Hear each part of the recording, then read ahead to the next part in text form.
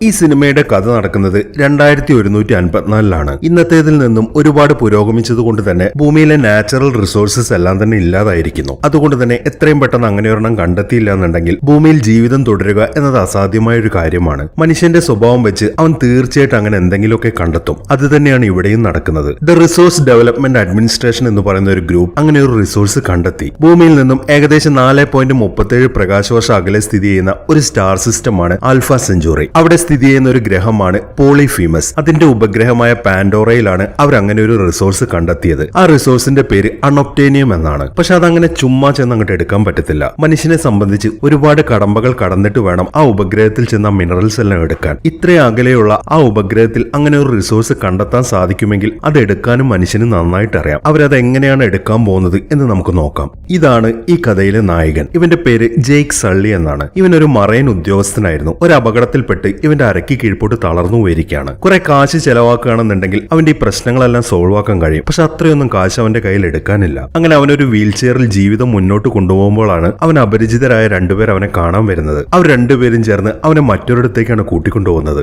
ജെയ്ക്കിന് ഒരു ഇരട്ട സഹോദരനുണ്ട്. ടോമി എന്നാണ് അവന്റെ പേര്. അവൻ ആ രണ്ടുപേരുടെ കൂടെയാണ് വർക്ക് ചെയ്തുകൊണ്ടിരുന്നത്. അവൻ ഇപ്പോൾ മരിച്ചിരിക്കുകയാണ്. അവർ അവന്റെ ശരീരം ജെയ്ക്കിനെ കാണിക്കുന്നു. പെട്ടെന്ന് അങ്ങനെ ഒരു കാഴ്ച കണ്ട് ആകെ വിഷമിച്ച് അവനെ തന്നെ നോക്കിയിരിക്കുകയാണ് ജെയ്ക്ക്. ഈ സമയം അവർ സംസാരിക്കാൻ തുടങ്ങി. ഈ ടോമി എന്ന് പറയുന്നത് അവരുടെ കൂടെ ഒരു എക്സ്പെരിമെന്റ് ചെയ്തുകൊണ്ടിരിക്കുകയായിരുന്നു. അതിനിടയിലാണ് അവൻ മരിച്ചു പോയത്. അവൻ മരിച്ചു പോയത് കൊണ്ട് തന്നെ അവർക്കത് മുന്നോട്ട് കൊണ്ടുപോകണമെങ്കിൽ ജെയ്ക്കിന്റെ സഹായം ആവശ്യമാണ്. DNA വെച്ചിട്ടുള്ള ഒരു എക്സ്പെരിമെന്റ് ആയിരുന്നു അത്. ടോമിയുടെ ഇരട്ട സഹോദരനായതുകൊണ്ട് തന്നെ അവന്റെ സ്ഥാനം ജെയ്ക്കിന് റീപ്ലേസ് ചെയ്യാൻ സാധിക്കും. അതുകൊണ്ടാണ് അവർ ജെയ്ക്കിനെയും തേടി വന്നിരിക്കുന്നത്. മാത്രമല്ല ആ എക്സ്പെരിമെന്റിന് സഹകരിക്കുകയാണെന്നുണ്ടെങ്കിൽ നല്ലൊരു തുക അവർ വാഗ്ദാനം ചെയ്യുന്നു. ആ തുക എന്ന് പറയുന്നത് ജെയ്ക്കിന് ഒരിക്കലും നിരസിക്കാൻ സാധിക്കാത്ത ഒന്നായിരുന്നു. മാത്രമല്ല അവന് ഇവിടെ മറ്റൊന്നും തന്നെ ചെയ്യാനുമില്ല. അതുകൊണ്ട് തന്നെ അവൻ അവരുടെ കൂടെ വരാമെന്ന് സമ്മതിക്കുന്നു. അതിനുവേണ്ടി അവർ പറഞ്ഞ ഒരു എഗ്രിമെന്റിൽ അവൻ ഒപ്പുവെക്കുകയും ചെയ്യുന്നു. അതിനുശേഷം അവൻ ഉറക്കമുണരുന്നത് ഒരു ക്രയോ പോഡിനകത്താണ്. അവനിപ്പോൾ ഒരു ബഹിരാകാശ പേടകത്തിൽ യാത്രയിലാണ്. 5 വർഷത്തിലേറെയായി അവർ ഈ യാത്ര തുടങ്ങിയിട്ട്. അവരുടെ ലക്ഷ്യമെന്ന് പറയുന്നത് പാൻഡോറയാണ്. അവിടുത്തെ ഒരു മിലിറ്ററി ബേസിലേക്കാണ് അവർ പോകുന്നത്. ഈ പാൻഡോറ എന്ന് പറയുന്ന ഉപഗ്രഹത്തിന്റെ അന്തരീക്ഷം എന്ന് പറയുന്നത് മനുഷ്യന് ഒരിക്കലും സർവൈവ് ചെയ്യാൻ സാധിക്കാത്ത ഒന്നാണ്. ഭൂമിയിലേതുപോലെ 20 സെക്കൻഡ് അവിടെ ചെലവഴിക്കുകയാണെന്നുണ്ടെങ്കിൽ ആ നിമിഷം അബോധാവസ്ഥയിലാകും. 4 മിനിറ്റ് കൊണ്ട് മരണപ്പെടുകയും ചെയ്യും. അങ്ങനെ വളരെ ഡേഞ്ചറസ് ആയിട്ടുള്ള ഒരു അന്തരീക്ഷമാണ് പാൻഡോറയുടേത്. അതുകൊണ്ട് തന്നെ ഒരു മാസ്ക് ധരിച്ചിട്ട് വേണം അവർ പുറത്തേക്ക് ഇറങ്ങാൻ. ജെയ്ക്ക് മാത്രമല്ല വേറെയും കുറെ ആളുകൾ ആ പരീക്ഷണത്തിനായിട്ട് നിയോഗിക്കപ്പെട്ടിട്ടുണ്ട്. അവരുടെയൊക്കെ കൂടെ തന്നെയാണ് ജെയ്ക്ക് യാത്ര ചെയ്യുന്നത്. അങ്ങനെ അവർ പാൻഡോറയിൽ ആ മിലിറ്ററി ബേസിലെത്തി. എല്ലാവരും അതിൽ നിന്നും പുറത്തേക്ക് ഇറങ്ങിക്കൊണ്ടിരിക്കുകയാണ്. വീൽ ചെയറിലായതുകൊണ്ട് തന്നെ ജെയ്ക്ക് വളരെ പതുക്കെയാണ് പുറത്തേക്ക് ഇറങ്ങിക്കൊണ്ടിരിക്കുന്നത്. അവിടുത്തെ കാഴ്ചയൊക്കെ അവനെ ശരിക്കും അത്ഭുതപ്പെടുത്തി കളഞ്ഞു. വളരെ ഉയരമുള്ള ഒരുപാട് യന്ത്രങ്ങളാണ് അവിടെ വർക്ക് ചെയ്തുകൊണ്ടിരിക്കുന്നത്. അതിനെയൊക്കെ നിയന്ത്രിച്ചുകൊണ്ട് കുറെ പട്ടാളക്കാരും അവിടെ നിൽക്കുന്നുണ്ട്.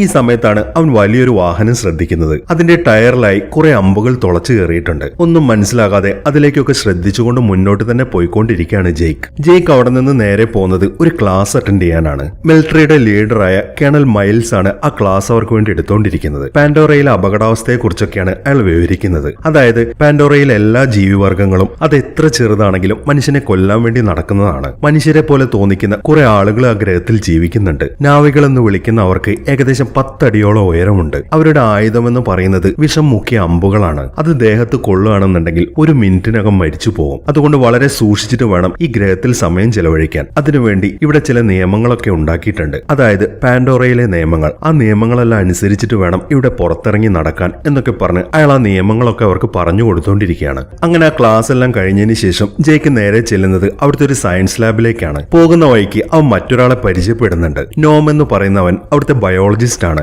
ജെയ്ക്കിന്റെ സഹോദരനായ ടോമിയുടെ ഫ്രണ്ട് ആയിരുന്നവൻ. ടോമിയെ പോലെ ഇരിക്കുന്ന ജെയ്ക്കിനെ കണ്ട് പെട്ടെന്ന് അവനെ പരിചയപ്പെടാൻ വേണ്ടി അങ്ങോട്ട് ഓടി വന്നാണ് അവൻ. അങ്ങനെ അവർ രണ്ടുപേരും നേരെ സയൻസ് ലാബിലേക്ക് ചെല്ലുന്നു. അവിടെ വെച്ച് ഡോക്ടർ മാക്സിനെ അവൻ പരിചയപ്പെടുന്നുണ്ട്. അവിടെ വലിയൊരു ചേംബറിനകത്തൊരു ശരീരം കിടക്കുന്നുണ്ട്. ആ ശരീരത്തെയാണ് അവതാർ എന്ന് പറയുന്നത്. പാൻഡോറയിൽ താമസിക്കുന്ന ആ മനുഷ്യരുടെ അതേ രൂപം തന്നെയാണ് അതിനും. പക്ഷെ അത് മനുഷ്യൻ സൃഷ്ടിച്ചതാണ്. നാവികളുടെ DNA-യും മനുഷ്യന്റെ DNA-യും ചേർത്താണ് ആ രൂപത്തെ മനുഷ്യൻ സൃഷ്ടിച്ചിരിക്കുന്നത്. ഏതാളുടെ DNA വെച്ചാണോ ആ രൂപം സൃഷ്ടിച്ചത് അയാൾക്ക് ആ രൂപത്തെ ആവാഹിക്കാനാകും. അതായത് അയാൾക്ക് ആ രൂപത്തെ പൂർണ്ണമായിട്ടും കൺട്രോൾ ചെയ്യാൻ സാധിക്കും. ആ ഒരു ട്രെയിനിങ്ങിന് ഏകദേശം 3 വർഷത്തെ സമയമുണ്ട്. ആ ട്രെയിനിങ് നടക്കുന്നതിനിടയിലാണ് ജെയ്ക്കിന്റെ സഹോദരൻ മരിച്ചുപോയത്. അവന് വേണ്ടിയിട്ടും അങ്ങനെ ഒരു രൂപം ഉണ്ടാക്കിയിട്ടുണ്ട്. പക്ഷെ ഇപ്പോൾ അതിനെ കൺട്രോൾ ചെയ്യാൻ ടോമി ഇല്ലാത്തത് കൊണ്ടാണ് അവന്റെ അതേ DNA വരുന്ന ജെയ്ക്കിനെ അവരങ്ങോട്ട് കൊണ്ടുവന്നിരിക്കുന്നത്. ജെയ്ക്ക് ഇപ്പോൾ വളരെ കൗതുകത്തോടെ അവന്റെ അവതാറിനെയും നോക്കി ആ വീൽ ചെയറിൽ തന്നെ ഇരിക്കുകയാണ്. ഈ സമയത്താണ് മറ്റൊരാൾ അങ്ങോട്ട് വരുന്നത്. ഡോക്ടർ ഗ്രേസ് എന്ന് പറയുന്ന അവരാണ് ഈ അവതാർ എന്ന് പറയുന്ന പ്രോഗ്രാമിനെ ലീഡ് ചെയ്യുന്നത്. അവർ വന്ന ഉടനെ തന്നെ ജെയ്ക്കിനെ പരിചയപ്പെടുന്നു. ഈ നോം എന്ന് പറയുന്നവന് അവതാർ പ്രോഗ്രാമിന്റെ 5 വർഷത്തെ ട്രെയിനിങ് കിട്ടിയിട്ടുണ്ട്. പക്ഷെ ജേക്കിനെ സംബന്ധിച്ച് അവന് ഒരു ട്രെയിനിങ് തന്നെ കിട്ടിയിട്ടില്ല. അവൻ ആ പ്രോഗ്രാമിന് ആപ്റ്റ് അല്ല എന്ന് ഗ്രേസിന് നന്നായിട്ട് അറിയാം. ആ കാര്യം പറയാൻ വേണ്ടി അവർ നേരെ പാർക്കർ എന്നൊരാളുടെ അടുത്തേക്ക് ചെല്ലുന്നു. അയാൾ ഈ കമ്പനിയുടെ ബേസിക് കമാൻഡർ ആണ്. ജേക്കിനെ ഈ പ്രോഗ്രാമിൽ ഉൾപ്പെടുത്താൻ സാധിക്കത്തില്ല എന്ന കാര്യങ്ങളൊക്കെ ഗ്രേസ് അയാളോട് പറയുന്നു. അത് കേൾക്കുമ്പോൾ അയാൾ സംസാരിക്കാൻ തുടങ്ങി. നോക്കി ഗ്രേസ്, നമ്മൾ ഈ ഉപഗ്രഹത്തിൽ വന്നിരിക്കുന്നത് അണപ്റ്റീനിയം കുഴിച്ചെടുക്കാൻ വേണ്ടിയിട്ടാണ്. അതിന്റെ ഒരു കിലോയ്ക്ക് $20 മില്യൺ വില വരുന്നത്. അതുകൊണ്ട് ആ കാര്യത്തിൽ മാത്രം ഫോക്കസ് ചെയ്യും. ജേക്കിന് ചിലപ്പോൾ ട്രെയിനിങ് ഒന്നും കിട്ടിയിട്ടില്ലായിരിക്കാം, പക്ഷെ അവന്റെ മിലിറ്ററി എക്സ്പീരിയൻസ് നമുക്ക് ഇതിൽ ഉപയോഗപ്പെടുത്താൻ സാധിക്കും. അതുകൊണ്ട് അവന് നീ മെയിൻ റോളൊന്നും കൊടുക്കണ്ട, നിന്റെ സെക്യൂരിറ്റി ആളുകൾക്കിടയിൽ ഒരാളായിട്ട് മാത്രം അവനെ കൂട്ടിയാൽ മതി എന്നൊക്കെ പറഞ്ഞ് അയാൾ ഗ്രേസിനെ കൺവിൻസ് ചെയ്യുന്നു. അങ്ങനെ പിറ്റേ ദിവസം തന്നെ ജേക്കിനെയും നോമിനെയും വെച്ച് അവർ ആ പ്രോഗ്രാം ചെയ്യാൻ തുടങ്ങി. അവരുടെ ശരീരം അവരുടെ അവതാറുകളുമായിട്ട് കണക്ട് ചെയ്യുക എന്നാണ് അവർ ചെയ്യുന്നത്. അതിനുവേണ്ടി രണ്ടുപേരെയും അവരൊരു ചേംബറിന്റെ അകത്തേക്ക് കടത്തുന്നു. അതിനുശേഷം അവരുടെ അവതാറുകളുമായിട്ട് കണക്ട് ചെയ്യാൻ തുടങ്ങി. വളരെ പെട്ടെന്ന് തന്നെ ജേക്കും നോമും അവരുടെ അവതാറുമായിട്ട് കണക്ട് ആവുന്നു. ജേക്ക് കണ്ണു തുറക്കുമ്പോൾ അവന് ശരിക്കും വിശ്വസിക്കാൻ സാധിക്കുന്നില്ല. അവനിപ്പോൾ അവന്റെ 2 കാലുകൾ അനക്കാൻ സാധിക്കും. വർഷങ്ങളായി അവൻ അവന്റെ കാലുകൾ അനക്കിയിട്ട്. അതുകൊണ്ട് തന്നെ കാലുകൾ അനക്കാൻ സാധിക്കുമ്പോൾ അവന് വളരെ സന്തോഷമായി. അവിടെ നിൽക്കുന്ന ഡോക്ടേഴ്സിന്റെ ഒന്നും ഇൻസ്ട്രക്ഷൻസ് ശ്രദ്ധിക്കാതെ അവൻ വേഗം ആ ബെഡിൽ നിന്ന് എഴുന്നേൽക്കുന്നു. അവന് ട്രെയിനിങ് ഒന്നും കിട്ടാത്തതുകൊണ്ട് തന്നെ അവൻ ആ ശരീരം വലുതായിട്ടൊന്നും കൺട്രോൾ ചെയ്യാൻ സാധിക്കുന്നില്ല. എങ്കിലും വളരെ കഷ്ടപ്പെട്ട് അവൻ ആ ലാബിൽ നിന്നും പുറത്തേക്ക് ഓടി വരുന്നു. കുറച്ച് മുന്നോട്ട് പോയി കഴിയുമ്പോൾ അവനിപ്പോ കൺട്രോളൊക്കെ കിട്ടാൻ തുടങ്ങിയിട്ടുണ്ട്. അവൻ നോക്കുമ്പോൾ അവനെ പോലെ തന്നെ വേറെയും ചില അവതാറുകളൊക്കെ അവിടെ നിൽക്കുന്നുണ്ട്. അവർക്കിടയിലൂടെയാണ് അവൻ ഓടിപ്പോയിക്കൊണ്ടിരിക്കുന്നത്. ഈ സമയത്താണ് മറ്റൊരു അവതാർ അങ്ങോട്ട് വരുന്നത്. അത് ഡോക്ടർ ഗ്രേസിന്റെ അവതാറായിരുന്നു. ഗ്രേസ് വേഗം മറ്റൊരു ഷെൽട്ടറിന്റെ അകത്തേക്കാണ് ചെല്ലുന്നത്. അന്നത്തെ രാത്രി അവർ ആ ഷെൽട്ടറിന്റെ അകത്താണ് ചെലവഴിക്കുന്നത്. അങ്ങനെ അവൻ ഉറങ്ങിക്കഴിയുമ്പോൾ അവൻ പൂർണ്ണമായിട്ടും അവന്റെ ശരീരത്തിലേക്ക് തന്നെ തിരിച്ചു വരുന്നു. തന്റെ രൂപത്തിലേക്ക് തന്നെ തിരിച്ചു വന്ന ഉടനെ തന്നെ അവൻ ആ ചേംബറിൽ നിന്ന് പുറത്തേക്ക് ഇറങ്ങുന്നു. അതിനുശേഷം അവൻ ആ ബേസിന്റെ ഉൾവശമൊക്കെ കാണാൻ തുടങ്ങി. ഈ സമയത്താണ് ഒരു മിലിറ്ററി ഓഫീസർ അങ്ങോട്ട് വരുന്നത്. അവരുടെ പേര് ട്രൂഡി എന്നാണ്. ആ ഗ്രൂപ്പിൽ ഒരു പൈലറ്റ് ആണ് അവർ. ട്രൂഡിയുടെ നേതൃത്വത്തിലാണ് അവതാർസ് എല്ലാം പാൻഡോറ എക്സ്പ്ലോർ ചെയ്യാൻ പോകുന്നത്. അങ്ങനെ അവരോട് കുറച്ചു സമയം സംസാരിച്ച ശേഷം അവൻ നേരെ മൈൽസിനെ കാണാനാണ് ചെല്ലുന്നത്. ആ ഗ്രഹത്തിൽ മൈൽസിനുണ്ടായ എക്സ്പീരിയൻസിനെ കുറിച്ചൊക്കെ അയാൾ അവനോട് പറയുന്നുണ്ട്. അതായത് അയാളുടെ തലയിൽ 3 പാടുകളുണ്ട്. ആ പാടുകൾ സമ്മാനിച്ചത് ആ ഗ്രഹത്തിലെ ഒരു ജീവിയാണ് എന്നൊക്കെ പറഞ്ഞതിന് ശേഷം അയാൾ ഒരു റോബോട്ടിന്റെ അകത്തേക്ക് കയറുന്നു. AMP സ്യൂട്ട് എന്നാണ് ആ റോബോട്ടിനെ പറയുന്നത്. അതുണ്ടാക്കിയിരിക്കുന്നത് ആ ഗ്രഹത്തിലെ ജീവികളെ നേരിടാൻ വേണ്ടിയിട്ടാണ് എന്ന് പറഞ്ഞ് അതിന്റെ പ്രവർത്തനങ്ങളെല്ലാം അയാൾ ജെയ്ക്കിന് കാണിച്ചു കൊടുക്കുന്നു. അങ്ങനെ പിറ്റേ ദിവസമായി ട്രൂഡിയുടെ നേതൃത്വത്തിൽ ജെയ്ക്കും ഡോക്ടർ ഗ്രേസും നോമും കൂടെ പാൻഡോറ എക്സ്പ്ലോർ ചെയ്യാൻ പോയിക്കൊണ്ടിരിക്കുകയാണ്. ഒരു ഹെലികോപ്റ്ററിലാണ് അവരിപ്പോൾ പോയിക്കൊണ്ടിരിക്കുന്നത്. വളരെ മനോഹരമായ ആ ഭൂപ്രകൃതിയുടെ ഭംഗിയെല്ലാം ആസ്വദിച്ചുകൊണ്ടിരിക്കുകയാണ് എല്ലാവരും. താഴെ പല രീതിയിലുള്ള മൃഗങ്ങളെ കാണുന്നുണ്ട്. വളരെ കൗതുകത്തോടെ അവറ്റകളെ തന്നെ നോക്കിയിരിക്കുകയാണ് ജെയ്ക്ക്. അങ്ങനെ കുറച്ചു സമയത്തെ യാത്രയ്ക്ക് ശേഷം അവർ നേരെ ചെല്ലുന്നത് ഒരു കാട്ടിന്റെ അകത്തേക്കാണ്. അവിടെയാണ് അവർ ഹെലികോപ്റ്റർ ലാൻഡ് ചെയ്യുന്നത്. ലാൻഡ് ചെയ്ത ഉടനെ തന്നെ അവർ അതിൽ നിന്ന് ഇറങ്ങി മുന്നോട്ട് നടക്കാൻ തുടങ്ങി. ഗ്രേസിന്റെ ലക്ഷ്യമെന്ന് പറയുന്നത് അവിടുത്തെ സസ്യങ്ങളിൽ നിന്നും കുറേയേറെ സാമ്പിളുകൾ ശേഖരിക്കുക എന്നുള്ളതാണ്. നോമാണ് അവൾക്ക് സപ്പോർട്ടായിട്ട് നിൽക്കുന്നത്. അവരുടെ രണ്ടുപേരുടെയും സെക്യൂരിറ്റി ആയിട്ടാണ് ജെയ്ക്ക് അവിടെ നിൽക്കുന്നത്. അവൻ ആ കാടിന്റെ ഭംഗിയൊക്കെ ആസ്വദിച്ചുകൊണ്ട് നിൽക്കുകയാണ്. സത്യം പറഞ്ഞാൽ അവന്റെ കണ്ണുകളെ തന്നെ അവന് വിശ്വസിക്കാൻ സാധിക്കുന്നില്ല. അത്രയേറെ മനോഹരമായിരുന്നു ആ കാട്ടിലെ കാഴ്ചകൾ. അങ്ങനെ ആ കാഴ്ചയൊക്കെ കണ്ട് നടക്കുമ്പോഴാണ് വ്യത്യസ്ത രീതിയിലുള്ള ചില പൂക്കൾ അവൻ കാണുന്നത്. അവൻ അതിലൊന്ന് തൊട്ടു നോക്കുമ്പോൾ അവയെല്ലാം ചുരുങ്ങി പോകുന്നു. അതൊക്കെ വളരെ അത്ഭുതത്തോടെയാണ് അവൻ നോക്കി കാണുന്നത്. പെട്ടെന്നാണ് മറ്റൊരു കാര്യം സംഭവിക്കുന്നത്. ആ കാട്ടിലെ വലിയൊരു ജീവി അവന്റെ മുന്നിലേക്ക് വരുന്നു. ഹാമർ ഹെഡ് എന്നാണ് അതിന്റെ പേര്. ഹിപ്പോപ്പൊട്ടാമസ് പോലെ ഇരിക്കുന്ന വലിയൊരു ജീവിയാണത്. അതിനെ കണ്ട് ആകെ പേടിച്ച് നിൽക്കുകയാണ് അവൻ. ആ ജീവി അങ്ങോട്ട് വന്നത് ഗ്രേസും കാണുന്നുണ്ട്. അവൾ അവനോട് സംസാരിക്കാൻ തുടങ്ങി. നീ അനങ്ങാതെ നിന്നു കഴിഞ്ഞാൽ അത് നിന്നെ ഉപദ്രവിക്കത്തില്ല എന്നൊക്കെ ഗ്രേസ് പറയുന്നു. അതുകൊണ്ട് തന്നെ അവൻ അതിന്റെ മുന്നിൽ അനങ്ങാതെ നിൽക്കുകയാണ്. ഈ സമയത്താണ് വേറൊരു ജീവി അങ്ങോട്ട് വരുന്നത്. ആ കാട്ടിലെ തന്നെ ഏറ്റവും ഡേഞ്ചറസ് ആയിട്ടുള്ള ഒരു ജീവിയായിരുന്നു അത്. അതിന്റെ പേര് തനേറ്റർ എന്നാണ്. അതിനെ കാണുമ്പോൾ എല്ലാവരോടും ഓടാൻ പറഞ്ഞതിന് ശേഷം ഗ്രേസും അവിടെ നിന്ന് ഓടിപ്പോകുന്നു. പക്ഷെ ആ ജീവി ഗ്രേസിന്റെയും നോമിന്റെയും പുറകിലല്ല പോയത്. ജെയ്ക്കിനെയാണ് അത് ഫോളോ ചെയ്തുകൊണ്ടിരിക്കുന്നത്. അതുകൊണ്ട് തന്നെ അവൻ വളരെ വേഗത്തിൽ മുന്നോട്ട് ഓടിക്കൊണ്ടിരിക്കുകയാണ്. പക്ഷെ അവൻ എങ്ങനെയൊക്കെ ഓടിയിട്ടും ആ ജീവി അവനെ വിടാതെ പിന്തുടരുന്നുണ്ട്. ആ ഓട്ടത്തിനിടയിൽ അവന് മറ്റു 2 പേരുമായിട്ടുള്ള കണക്ഷൻ വിട്ടുപോകുന്നു. അവന്റെ കൂടെ ഇപ്പോൾ ഗ്രേസും നോമും ഇല്ല. പേടിച്ച് മുന്നോട്ട് തന്നെ ഓടിക്കൊണ്ടിരിക്കുകയാണ് അവൻ. അങ്ങനെ കുറെ ഓടിയതിനു ശേഷം അവനൊരു വെള്ളച്ചാട്ടത്തിന്റെ മുകളിലാണ് എത്തുന്നത്. അവൻ നോക്കുമ്പോൾ ആ ജീവി ഇപ്പോഴും അവനെ ഫോളോ ചെയ്യുന്നുണ്ട്. അവന് മറ്റൊരു വഴിയുമില്ല. അതുകൊണ്ട് തന്നെ വളരെ പെട്ടെന്ന് അവൻ ആ വെള്ളച്ചാട്ടത്തിലേക്ക് എടുത്തു ചാടുന്നു. പക്ഷെ ആ ജീവി എടുത്തു ചാടുന്നില്ല. അത് ആ മലയുടെ മുകളിൽ തന്നെ നിൽക്കുകയാണ്. വെള്ളച്ചാട്ടത്തിലേക്ക് വീഴുമെങ്കിലും അവൻ ഒന്നും തന്നെ പറ്റുന്നില്ല. അവൻ ആ വെള്ളത്തിലൂടെ മുന്നോട്ട് തന്നെ നീന്തിക്കൊണ്ടിരിക്കുകയാണ്. കുറെ നീന്തിയതിനു ശേഷം ഒരു കാട്ടിന്റെ ഉള്ളിലേക്കാണ് അവൻ എത്തിച്ചേരുന്നത്. ഇതേ സമയം തന്നെ ജെയ്ക്കിനെ അന്വേഷിച്ചുകൊണ്ടിരിക്കുകയാണ് ഗ്രേസും കൂട്ടരും. ട്രൂഡിയുടെ ആ ഹെലികോപ്റ്ററിൽ കയറിയിട്ടാണ് അവർ ജെയ്ക്കിനെ തെരഞ്ഞുകൊണ്ടിരിക്കുന്നത്. പക്ഷെ എത്രയൊക്കെ തെരഞ്ഞിട്ടും അവർക്ക് അവനെ കണ്ടെത്താൻ സാധിക്കുന്നില്ല. നേരം വളരെ ഇരുട്ടിയതുകൊണ്ട് തന്നെ അവർ ആ ശ്രമം ഉപേക്ഷിച്ച് നേരെ ബേസിലേക്ക് ചെല്ലുന്നു. ജെയ്ക്ക് ഇപ്പോഴും കാട്ടിലൂടെ തന്നെ നടക്കുകയാണ്. നേരത്തെ കണ്ട മൃഗങ്ങളുടെ സാന്നിധ്യം ആ കാട്ടിലുണ്ട് എന്ന് അവന് നന്നായിട്ട് അറിയാം. അതുകൊണ്ട് തന്നെ വളരെ പേടിച്ച് സൂക്ഷിച്ചാണ് അവൻ മുന്നോട്ട് നടക്കുന്നത്. ഈ സമയം തന്നെ അവനെ ശ്രദ്ധിച്ചുകൊണ്ട് മുകളിൽ മറ്റൊരാൾ മരിക്കുന്നുണ്ടായിരുന്നു. നാവി വർഗത്തിൽപ്പെട്ട ഒരു പെൺകുട്ടിയാണത്. നെയ്ത്തിരി എന്നാണ് അവളുടെ പേര്. ജെയ്ക്ക് മനുഷ്യന്റെ കൂട്ടാളിയാണ് എന്ന് അവൾക്ക് നന്നായിട്ട് അറിയാം. അതുകൊണ്ട് തന്നെ അവനെ തീർക്കാനാണ് അവൾ പ്ലാൻ ചെയ്തിരിക്കുന്നത്. അവൾ വേഗം അവന് നേരെ അമ്പ് ചെയ്യാൻ തുടങ്ങി. ഈ സമയത്താണ് മറ്റൊരു കാര്യം സംഭവിക്കുന്നത്. ഈ നാവി വർഗ്ഗക്കാർ ആ കാട്ടിൽ ആരാധിക്കുന്ന ഒരു വൃക്ഷമുണ്ട്. ഐവ എന്നാണ് അതിന്റെ പേര്. അപ്പൂപ്പൻ താടി പോലിരിക്കുന്ന അതിലെ ഒരു പൂവ് അവളുടെ മുന്നിലേക്ക് വരാൻ തുടങ്ങി. അത് നേരെ അവളുടെ അമ്പിന്റെ മുകളിലാണ് ചെന്നിരിക്കുന്നത്. നാവി വർഗ്ഗക്കാർ ദൈവത്തെ പോലെ ആരാധിക്കുന്നതാണ് ഐവ. ഐവ പറയുന്നത് അവനെ കൊല്ലരുത് എന്നാണ് എന്ന് അവൾ മനസ്സിലാക്കുന്നു. അതുകൊണ്ട് തന്നെ അവനെ കൊല്ലുക എന്ന അവളുടെ ശ്രമം അവൾ ഉപേക്ഷിക്കുന്നു. ഈ സമയം ഇതൊന്നും അറിയാതെ ജെയ്ക്ക് മുന്നോട്ട് തന്നെ നടക്കുകയാണ്. കുറെ അധികം ജീവികൾ അവൻ അറ്റാക്ക് ചെയ്യാൻ വരുന്നുണ്ട്. ഒരു കമ്പിൽ തീ കത്തിച്ച് അവരെല്ലാം അകറ്റാൻ ശ്രമിച്ചുകൊണ്ടിരിക്കുകയാണ് അവൻ. പക്ഷെ അവൻ എത്ര ശ്രമിച്ചിട്ടും ആ ജീവികൾ എങ്ങോട്ടും പോകുന്നില്ല. അവറ്റകൾ അവനെ അറ്റാക്ക് ചെയ്യാൻ വേണ്ടി റെഡി ആയിട്ട് നിൽക്കുകയാണ്. പെട്ടെന്നാണ് നെയ്ത്തിരി അവറ്റകളുടെ മുന്നിലേക്ക് ചാടി വീഴുന്നത്. അതിനുശേഷം അവറ്റകൾക്ക് നേരെ അമ്പ് ചെയ്യാൻ തുടങ്ങി. അവളുടെ ആക്രമണത്തിൽ ആ ജീവികളെല്ലാം അവിടെ നിന്ന് പേടിച്ചോടുന്നു. അങ്ങനെ അവറ്റകളൊക്കെ പോയതിനു ശേഷം നെയ്ത്തിരി അവനോട് സംസാരിക്കാൻ തുടങ്ങി. എത്രയും പെട്ടെന്ന് നീ വന്നിടത്തേക്ക് തന്നെ തിരിച്ചു പോയിക്കോ എന്നൊക്കെയാണ് അവൾ പറയുന്നത്. വളരെ ദേഷ്യപ്പെട്ടാണ് അവൾ സംസാരിക്കുന്നത്. അതെല്ലാം കേൾക്കുമ്പോൾ ജെയ്ക്ക് സംസാരിക്കാൻ തുടങ്ങി. എനിക്കങ്ങനെ തിരിച്ചു പോകാനുള്ള വഴി അറിയത്തില്ല, നിനക്ക് എന്നെ സഹായിക്കാൻ പറ്റുമോ എന്നൊക്കെ അവൻ അവളോട് ചോദിക്കുന്നു. അവരുടെ ആ സംസാരത്തിനിടയിൽ ഐവയുടെ ആ അപ്പൂപ്പന്താടികളെല്ലാം അവനെ വന്ന് പൊതിയുന്നുണ്ട്. അതൊക്കെ കാണുമ്പോൾ അവൾക്ക് അവനോടുള്ള ദേഷ്യം പെട്ടെന്ന് ഇല്ലാതെയാവുന്നു. ഈ സമയത്താണ് നാവി വർഗത്തിലെ വേറെയും കുറെ ആളുകൾ അങ്ങോട്ട് വരുന്നത്. അവരുടെ തലവനായ ടൂട്ടയുടെ നേതൃത്വത്തിലാണ് ആ ആളുകളെല്ലാവരും അങ്ങോട്ട് വന്നിരിക്കുന്നത്. ഈ ടൂട്ട എന്ന് പറയുന്നത് ഭാവിയിലെ ഗോത്ര തലവനാവാനിരിക്കുന്നവനാണ്. അവനാണ് നെയ്റ്റിരിയെ കല്യാണം കഴിക്കാനിരിക്കുന്നത്. അവന്റെ നിർദ്ദേശപ്രകാരം ആ ആളുകളെല്ലാം ജെയ്ക്കിനെ കൊല്ലാൻ തുടങ്ങി. അത് കാണുന്ന നെയ്റ്റിരി അവരെ തടയുന്നു. അതിനുശേഷം ഉണ്ടായ കാര്യങ്ങളൊക്കെ പറയാൻ തുടങ്ങി. ഞാനും അവനെ കൊല്ലാൻ ശ്രമിച്ചിരുന്നു, പക്ഷെ അവനെ കൊല്ലരുത് എന്ന ഐവയാണ് എനിക്ക് നിർദ്ദേശം തന്നത്. അത് നമ്മൾ അനുസരിച്ചേ തീരൂ, അതുകൊണ്ട് ആരും ഇവനെ കൊല്ലാൻ പാടില്ല എന്നൊക്കെ നെയ്ത്തിരി പറയുന്നു. അത് കേൾക്കുമ്പോൾ ഓക്കെ, സമ്മതിച്ചു, നീ ഒരു കാര്യം ചെയ്യ്, ഇവനെയും കൂട്ടി നേരെ ഗോത്രത്തലവന്റെ അടുത്തേക്ക് വാ എന്ന് പറഞ്ഞതിന് ശേഷം ടൂട്ട അവിടെ നിന്ന് പോകുന്നു. അങ്ങനെ ബാക്കി എല്ലാവരും ചേർന്ന് ജെയ്ക്കിനെയും കൊണ്ട് നേരെ ഗോത്രത്തലവന്റെ അടുത്തേക്ക് വരുന്നു. വളരെ വലിയൊരു മരത്തിന്റെ താഴെയാണ് എല്ലാ നാവികളും താമസിക്കുന്നത്. അങ്ങോട്ടാണ് അവർ ജെയ്ക്കിനെയും കൊണ്ട് പോകുന്നത്. ഈ നെയ്റ്റിരിയുടെ അച്ഛനാണ് ഗോത്രത്തലവൻ എന്ന് പറയുന്നത്. അയാളുടെ അടുത്തേക്കാണ് അവർ ജെയ്ക്കിനെയും കൊണ്ട് ചെല്ലുന്നത്. അവളുടെ അമ്മ അവിടെ നിൽക്കുന്നുണ്ടായിരുന്നു. അവർ ജെയ്ക്കിനോട് സംസാരിക്കുന്നത് ഇംഗ്ലീഷിൽ തന്നെയാണ്. അവർ എങ്ങനെയാണ് ഇംഗ്ലീഷ് പഠിച്ചതെന്ന് വെച്ച് കഴിഞ്ഞാൽ നേരത്തെ തന്നെ ഗ്രേസ് അവരുടെ ഒരാളായി അവരുടെ കൂടെ താമസിച്ചിരുന്നു. അവരുടെ ഒരു ടീച്ചറായിട്ടാണ് ഗ്രേസ് അവരുടെ കൂടെ കഴിഞ്ഞത്. അവളാണ് അവരെ ഇംഗ്ലീഷ് ഭാഷയെല്ലാം പഠിപ്പിച്ചത്. അതുകൊണ്ട് അവർക്ക് നന്നായിട്ട് ഇംഗ്ലീഷ് സംസാരിക്കാൻ അറിയാം. അവർ ജെയ്ക്കിനോട് നീ ആരാണ്, നീ എന്തിനാണ് വന്നത് എന്ന കാര്യങ്ങളൊക്കെ ചോദിക്കുന്നു. അത് കേൾക്കുമ്പോൾ എന്റെ പേര് ജെയ്ക്ക് സള്ളി എന്നാണ്, ഞാനൊരു പട്ടാളക്കാരനാണ്, ഞാൻ ഇവിടെ വഴിതെറ്റിപ്പോയതാണ് എന്ന കാര്യങ്ങളൊക്കെ അവൻ അവരോട് പറയുന്നു. അവർ ആകാശവാസികൾ എന്ന് വിളിക്കുന്ന മനുഷ്യന്റെ കൂട്ടാളിയാണ് ജെയ്ക്ക് എന്ന് അവർക്ക് മനസ്സിലായിട്ടുണ്ട്. പക്ഷെ അവർ ആരാധിക്കുന്ന ഐവ അവനെ കൊല്ലണ്ടെന്ന് പറഞ്ഞുകൊണ്ട് തന്നെ അവരിപ്പോൾ അവനെ ഉപദ്രവിക്കാനൊന്നും നിൽക്കുന്നില്ല.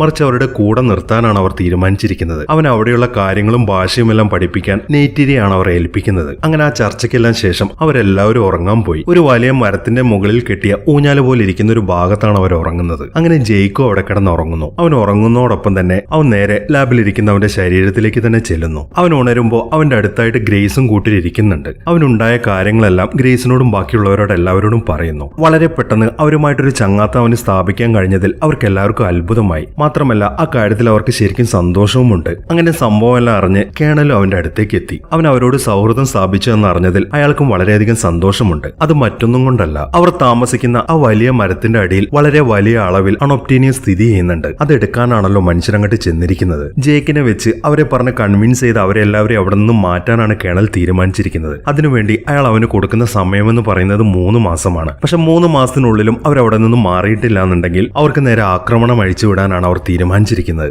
അങ്ങനെ പിറ്റേ ദിവസം തന്നെ നെയ്റ്റിരി ജെയ്ക്കിനെ ട്രെയിൻ ചെയ്യാൻ തുടങ്ങി. അവർ കാട്ടിലൂടെ സഞ്ചരിക്കുന്നത് കുതിര പോലുള്ള ഒരു ജീവിയുടെ പുറത്താണ്. അതിനെ ഓടിപ്പിക്കാൻ പഠിപ്പിക്കുക എന്നതാണ് അവൾ ആദ്യം ചെയ്യുന്നത്. ആ കുതിരയെ നിയന്ത്രിക്കണമെങ്കിൽ അതിന്റെ ന്യൂറോൺസുമായിട്ട് ജെയ്ക്കിന്റെ ന്യൂറോൺ ബന്ധിപ്പിക്കണം. ജെയ്ക്കിന്റെ വാലിലാണ് അവന്റെ ന്യൂറോൺസ് ഇരിക്കുന്നത്. അങ്ങനെ കണക്ട് ചെയ്ത് കഴിഞ്ഞു കഴിഞ്ഞാൽ അവൻ ആ ജീവിയെ നിയന്ത്രിക്കാൻ സാധിക്കും. അവൾ ആ പറഞ്ഞു കൊടുത്തതുപോലെ അവൻ വേഗം അവന്റെ ന്യൂറോണും ആ ജീവിയുടെ ന്യൂറോണുമായിട്ട് കണക്ട് ചെയ്യുന്നു. പക്ഷെ അവൻ ആ ജീവിയെ മെരിക്കാൻ അത്ര എളുപ്പമായിരുന്നില്ല. ആദ്യമൊക്കെ പലതവണ അവൻ അതിന്റെ മുകളിൽ നിന്ന് വീഴുന്നുണ്ട്. എങ്കിലും വളരെ കഷ്ടപ്പെട്ട് അവൻ അതിനെ നിയന്ത്രിക്കാൻ പഠിച്ചെടുക്കുന്നു. അങ്ങനെ പോകെ പോകെ ആ മരത്തെക്കുറിച്ചിട്ടുള്ള ഡീറ്റെയിൽസ് എല്ലാം അവൻ കേണലിന് വിശദീകരിച്ചു കൊടുക്കുന്നുണ്ട്. ഏകദേശം 1000 അടിയോളം വലുപ്പമുണ്ട് ആ മരത്തിന്. കേണലിന്റെയും ടീമിന്റെയും ഉദ്ദേശം എന്താണെന്ന് വെച്ചാൽ ആ മരം പൂർണ്ണമായിട്ട് നശിപ്പിച്ച് അതിന്റെ താഴെ നിന്നും അണൊപ്റ്റീനിയം കുഴിച്ചെടുക്കുക എന്നുള്ളതാണ്. പോകെ പോകെയാണ് ഗ്രേസിന് ആ കാര്യം മനസ്സിലാവുന്നത്. ആ മരം നശിപ്പിക്കുകയാണെന്നുണ്ടെങ്കിൽ അവരുടെ ആവാസവസ്ഥ പൂർണ്ണമായിട്ട് നശിക്കും എന്ന് ഗ്രേസിന് നന്നായിട്ട് അറിയാം. അതുകൊണ്ട് തന്നെ അവൾക്ക് മനസ്സുകൊണ്ട് അത് അംഗീകരിക്കാൻ സാധിക്കുന്നില്ല. അവളുടെ തീരുമാനം മറ്റൊന്നായിരുന്നു. അതായത് അവളുടെ ആ ലാബും എക്സ്പെരിമെന്റും എല്ലാം അവിടെ നിന്ന് മറ്റിടത്തേക്ക് മാറ്റുക. അതിനുവേണ്ടി ട്രൂഡി അവരെ സഹായിക്കുന്നുണ്ട്. അവരെല്ലാവരും ചേർന്ന് അവളുടെ ഹെലികോപ്റ്ററിൽ മറ്റൊരു മലനിരയുടെ ഭാഗത്തേക്ക് പോകുന്നു. ജെയ്ക്കും അവരുടെ കൂടെയായിരുന്നു. വായുവിൽ പൊങ്ങിക്കിടക്കുന്ന കല്ലുകൾ പോലെയാണ് ആ മലനിരകൾ കാണപ്പെട്ടത്. അതിമനോഹരമായ ഒരു കാഴ്ച തന്നെയായിരുന്നു അത്. വളരെ കൗതുകത്തോടെ ആ മലനിരകളും നോക്കി ഹെലികോപ്റ്ററിന്റെ അകത്ത് തന്നെ ഇരിക്കുകയാണ് ജെയ്ക്ക്. അങ്ങനെ കുറച്ചു സമയത്തെ യാത്രയ്ക്ക് ശേഷം അവർ വലിയൊരു പാറയുടെ മുകളിൽ എത്തുന്നു. അവിടെയാണ് ഗ്രേസ് ആ ലാബെല്ലാം സെറ്റ് ചെയ്ത് വെച്ചിരിക്കുന്നത്. അവർക്ക് അവരുടെ അവതാറിന്റെ ഉള്ളിലേക്ക് കയറാൻ അവിടെയും ചേംബറുകൾ ഉണ്ടാക്കി വെച്ചിട്ടുണ്ട്. ഇനി മുതൽ അവിടെ വെച്ചിട്ടായിരിക്കും ജെയ്ക്ക് അവന്റെ അവതാറിന്റെ അകത്തേക്ക് കയറുക. അവിടെയുള്ള ആ ചേംബറൊക്കെ കണ്ട് അതിലേക്ക് തന്നെ നോക്കിക്കൊണ്ട് തന്റെ വീൽ ചെയറിൽ ഇരിക്കുകയാണ് ജെയ്ക്ക്. നെയ്റ്റീരി ഇപ്പോൾ ജെയ്ക്കിന് ട്രെയിൻ ചെയ്തുകൊണ്ടിരിക്കുകയാണ്. കുറെ ദിവസങ്ങളായി അവർ ആ ട്രെയിനിങ്ങിൽ ഏർപ്പെട്ടിട്ട് ജെയ്ക്ക് എല്ലാം പതുക്കെ പതുക്കെ പഠിച്ചു വരികയാണ്. അവരുടെ ആ ഭാഷയെല്ലാം ഇപ്പോൾ അവന് മനസ്സിലാവുന്നുണ്ട്. അങ്ങനെ ഒരു 3 മാസത്തെ ട്രെയിനിങ്ങിനുള്ളിൽ അവൻ അവരുടെ അറ്റാക്കിങ്ങും കാര്യങ്ങളെല്ലാം പഠിച്ചെടുക്കുന്നു. ഒരു ദിവസം അവൻ ഗ്രേസുമായിട്ട് സംസാരിച്ചുകൊണ്ടിരിക്കുകയാണ്. അവൻ ചോദിക്കുന്നത് എന്താണെന്ന് വെച്ചാൽ, നീ കുറെ കാലം നാവികളുടെ ടീച്ചറായിട്ട് കഴിഞ്ഞതല്ലേ, എന്നിട്ട് ഇപ്പോഴെന്താണ് അവരുടെ അടുത്തേക്ക് പോവാത്തത് അവൻ ചോദിക്കുന്നു. അത് കേൾക്കുന്ന അവൾ ആ കാര്യങ്ങളൊക്കെ എക്സ്പ്ലെയിൻ ചെയ്യാൻ തുടങ്ങി. കുറെ കാലം അവൾ അവരെ കുറെ കാര്യങ്ങളൊക്കെ പഠിപ്പിച്ചിട്ടുണ്ട്. അതിലൊരു കാര്യമായിരുന്നു മനുഷ്യരുടെ ഭാഷ പഠിപ്പിച്ചത്. അവളുടെ ഏറ്റവും പ്രിയപ്പെട്ട ഒരു സ്റ്റുഡന്റ് ആയിരുന്നു നെയ്ത്തിരി. നെയ്ത്തിരിക്ക് ഒരു സഹോദരി കൂടെ ഉണ്ടായിരുന്നു. അങ്ങനെ ആ ടീച്ചിങ് ഒക്കെ തുടർന്നു പോകുന്നതിന്റെ ഇടയിലാണ് ഒരു ദിവസം നമ്മുടെ കൂട്ടത്തിലുള്ള കുറെ ആളുകൾ അങ്ങോട്ട് വന്നത്. അവർ ആ അണപ്റ്റീനിയം കുഴിച്ചെടുക്കാൻ വേണ്ടി വന്നതായിരുന്നു. അത് നെയ്റ്റീരിയുടെ സഹോദരി കണ്ടു. ആകാശവാസികൾ അങ്ങോട്ട് വന്നുകൊണ്ട് തന്നെ അവൾ അവരെ അറ്റാക്ക് ചെയ്യാൻ ചെന്നു. പക്ഷെ നമ്മൾ കുറെ ആളുകൾ ഉണ്ടായിരുന്നു. അതുകൊണ്ട് തന്നെ അവൾക്ക് അവിടെ പിടിച്ചു നിൽക്കാൻ സാധിച്ചില്ല. വളരെ പെട്ടെന്ന് തന്നെ നമ്മുടെ ആളുകൾ അവളെ കൊന്നുകളയാണ് ചെയ്തത്. അതിനുശേഷം നാവികളുടെ കൂട്ടത്തേക്ക് നമ്മളെ ആരെയും അവർ അടുപ്പിക്കാറില്ല. പിന്നെ നിന്നെ അവരുടെ കൂടെ കൂട്ടിയത് എന്താണെന്ന് വെച്ചാൽ അത് നിന്റെ ഭാഗ്യമാണെന്ന് മാത്രം നീ കരുതിക്കോ എന്നൊക്കെ പറഞ്ഞ് അവൾ ആ സംസാരം അവസാനിപ്പിക്കുന്നു. അങ്ങനെ ആ സംസാരത്തിനെല്ലാം ശേഷം ജെയ്ക്ക് വീണ്ടും ചെല്ലുന്നത് നെയ്ത്തിരിയുടെ അടുത്തേക്ക് തന്നെയാണ്. വീണ്ടും അവളുടെ ഒരു ട്രെയിനിങ്ങിന് വേണ്ടിയിട്ട് തന്നെയാണ് അവൻ ചെന്നിരിക്കുന്നത്. ഇത്തവണ അവൾ വേറെ ചില കാര്യങ്ങളൊക്കെ പഠിപ്പിക്കാനാണ് ഉദ്ദേശിച്ചിരിക്കുന്നത്. അതിനുവേണ്ടി അവളും കൂട്ടരും അവനെ ഒരു വലിയ മലയുടെ മുകളിലേക്ക് കൊണ്ടുവന്നു. അങ്ങനെ കുറെ നടന്ന് ആ മലയൊക്കെ കയറിയതിനു ശേഷം അവരൊരു വലിയ പാറക്കൂട്ടത്തിന്റെ അടുത്തെത്തുന്നു. അവിടെ കുറെ ഡ്രാഗണുകൾ പോലുള്ള പക്ഷികൾ നിൽക്കുന്നുണ്ട്. ഇക്രാൻ എന്നാണ് നാവികൾ അവരെ വിളിക്കുന്നത്. അവരുടെ ഒരു വാഹനം കൂടിയാണത്. അതിനെ പറപ്പിക്കാൻ പഠിപ്പിക്കാൻ വേണ്ടിയിട്ടാണ് നെയ്റ്റിരി ജെയ്ക്കിനെയും കൊണ്ട് അങ്ങോട്ട് ചെന്നിരിക്കുന്നത്. അവിടെ എത്തിയതിനു ശേഷം അവൾ അവനോട് കാര്യങ്ങളൊക്കെ എക്സ്പ്ലെയിൻ ചെയ്യാൻ തുടങ്ങി. ഇക്രാനെ വരുതിയിലാക്കുക എന്ന് പറയുന്നത് അത്ര സിമ്പിൾ ആയിട്ടുള്ള ഒരു കാര്യമല്ല. നീ അവരുടെ അടുത്തേക്ക് ചെന്ന് കഴിഞ്ഞാൽ തീർച്ചയായിട്ടും അവറ്റകൾ അറ്റാക്ക് ചെയ്യും. അതുകൊണ്ട് നീയും തിരിച്ച് അറ്റാക്ക് ചെയ്യണം. ആ അറ്റാക്കിനിടയിൽ നീ അവരെ കീഴ്പ്പെടുത്തണം. നീ നേരത്തെ ചെയ്തതുപോലെ തന്നെ നിന്റെ ന്യൂറോൺസ് ഉപയോഗിച്ച് അവരുടെ ന്യൂറോണുകളുമായിട്ട് കണക്ട് ചെയ്യണം. അങ്ങനെ ചെയ്തു കഴിഞ്ഞാൽ നിനക്ക് അവരുടെ കൺട്രോൾ കിട്ടും. പക്ഷെ ഒരു കാര്യം നീ ഓർക്കണം, മനസ്സുകൊണ്ട് നീ ആദ്യം ഒരു ഇക്രാനെ തെരഞ്ഞെടുക്കണം. അങ്ങനെ തെരഞ്ഞെടുത്ത് കഴിഞ്ഞു കഴിഞ്ഞാൽ ജീവിതകാലം മുഴുവൻ ആ ഇക്രാൻ നിന്റേത് മാത്രമായിട്ട് തീരും. ഇങ്ങനെയുള്ള കാര്യങ്ങളൊക്കെ അവൾ അവന് പറഞ്ഞു കൊടുക്കുന്നു. അങ്ങനെ അതെല്ലാം കേട്ടതിന് ശേഷം അവൻ പതുക്കെ ആ ഡ്രാഗൺ കൂട്ടത്തിന്റെ അടുത്തേക്ക് നടക്കാൻ തുടങ്ങി. വളരെ പേടിയോടെയാണ് അവൻ അങ്ങോട്ട് ചെല്ലുന്നത്. അവൻ അവറ്റകളുടെ അടുത്തേക്ക് അടുക്കും തോറും കുറെ ഇക്രാനുകൾ അവിടെ നിന്ന് പറന്നു പോകുന്നുണ്ട്. ചിലതെല്ലാം അവൻ അറ്റാക്ക് ചെയ്യാൻ ശ്രമിച്ചുകൊണ്ടിരിക്കുകയാണ്. അങ്ങനെ അവൻ മനസ്സിനിണങ്ങിയ ഒരു ഇക്രാനെ തെരഞ്ഞെടുക്കുന്നു. അതിനുശേഷം അതിന്റെ പുറത്ത് ചാടി കയറാൻ തുടങ്ങി. ആ ഇക്രാനാണെങ്കിൽ അവൻ അറ്റാക്ക് ചെയ്യാൻ ശ്രമിച്ചുകൊണ്ടിരിക്കുകയാണ്. പക്ഷെ ജെയ്ക്ക് വിട്ടുകൊടുക്കുന്നില്ല. വളരെ ശക്തി ഉപയോഗിച്ച് അവനും അതിനെ മുറുകെ പിടിച്ചിരിക്കുകയാണ്. അങ്ങനെ അവൻ പതുക്കെ അവന്റെ ന്യൂറോൺസും ഇക്രാന്റെ ന്യൂറോൺസുമായിട്ട് കണക്ട് ആവുന്നു. അതോടൊപ്പം തന്നെ അവൻ അതിന്റെ കൺട്രോളും കിട്ടുന്നുണ്ട്. അങ്ങനെ അവൻ ഇക്രാന്റെ പുറത്ത് കയറി പറക്കാൻ തുടങ്ങി. നെയ്റ്റീരി അവന്റെ പുറകെ പോകുന്നുണ്ട്. അങ്ങനെ കുറെ പറന്നു കഴിയുമ്പോഴാണ് അവൻ മറ്റൊരു കാഴ്ച കാണുന്നത്. അതായത് ഐവ എന്ന ആ മരം. നാവികൾ ദൈവത്തെ പോലെ കാണുന്ന ഒരു മരമാണത്. ആ മരം കാണുമ്പോൾ നെയ്റ്റീരി അതിനെ നോക്കി ഒന്ന് വണങ്ങുന്നുണ്ട്. പക്ഷെ ജെയ്ക്കിന് ആ മരത്തെക്കുറിച്ച് ഒന്നും അറിയാത്തതുകൊണ്ട് തന്നെ അവൾ അങ്ങനെയൊക്കെ ചെയ്യുമ്പോൾ അവന് സംശയമായി. അന്ന് തിരിച്ച് ക്യാബിനിൽ എത്തുമ്പോൾ അവൻ ആ മരത്തെക്കുറിച്ച് ഗ്രേസിനോട് ചോദിക്കുന്നു. അവളാണ് അതിനെക്കുറിച്ച് അവൻ എക്സ്പ്ലെയിൻ ചെയ്തു കൊടുക്കുന്നത്. ഐവ എന്ന മരം നാവികൾ ആരാധിക്കുന്ന ഒരു മരമാണ്. നാവികളുടെ പാൻഡോറയിലെ നിലനിൽപ്പിന് തന്നെ കാരണം ആ മരമാണ് എന്നാണ് അവർ വിശ്വസിക്കുന്നത് എന്നുള്ള കാര്യങ്ങളൊക്കെ ഗ്രേസ് അവന് പറഞ്ഞു കൊടുക്കുന്നു. അതൊക്കെ കേട്ട് എന്തോ ആലോചിച്ചിരിക്കുകയാണ് ജെയ്ക്ക്. അങ്ങനെ പിറ്റേ ദിവസം അവൻ വീണ്ടും അവന്റെ ഇക്രാന്റെ പുറത്ത് കയറി പറന്നുകൊണ്ടിരിക്കുകയാണ്. നെയ്റ്റീരി അവന്റെ കൂടെ തന്നെയുണ്ട്. അങ്ങനെ കുറെ പറന്നു പോയിക്കൊണ്ടിരിക്കുമ്പോഴാണ് പെട്ടെന്ന് മറ്റൊരു കാര്യം സംഭവിക്കുന്നത്. ഒരു വലിയ പക്ഷി അവരെ അറ്റാക്ക് ചെയ്യാൻ വരുന്നു. ഇക്രാനേക്കാളും വളരെ വലുതാണത്. അതിനവർ വിളിക്കുന്നത് തുറൂക്ക് എന്നാണ്. പെട്ടെന്ന് അത് അങ്ങോട്ട് വന്നത് കാണുമ്പോൾ നെയ്റ്റീരി അവനോട് വേഗം മുന്നോട്ട് പോകാൻ പറയുന്നു. അങ്ങനെ അവർ വളരെ വേഗത്തിൽ മുന്നോട്ട് തന്നെ പറന്നു പോയിക്കൊണ്ടിരിക്കുകയാണ്. തുറൂക്കാണെങ്കിൽ അവരെ അറ്റാക്ക് ചെയ്യാൻ വേണ്ടി അവരുടെ പുറകിൽ വരുന്നുണ്ട്. അങ്ങനെ വളരെ കഷ്ടപ്പെട്ട് കാട്ടിനകത്തൂടെ പറന്ന് അവർ തുറൂക്കിനെയും കബളിപ്പിച്ചുകൊണ്ട് അവിടെ നിന്ന് രക്ഷപ്പെടുന്നു. അങ്ങനെ രക്ഷപ്പെട്ടതിന് ശേഷം നെയ്റ്റീരി അവനെയും കൊണ്ട് പോകുന്നത് അവർ താമസിക്കുന്ന സ്ഥലത്തേക്കാണ്. അവിടെ വെച്ച് അവനൊരു കാഴ്ച കാണുന്നു. നേരത്തെ കണ്ട തുറൂക്കിന്റെ ഒരു വലിയ അസ്ഥിക്കൂടെ അവിടെ വെച്ചിട്ടുണ്ട്.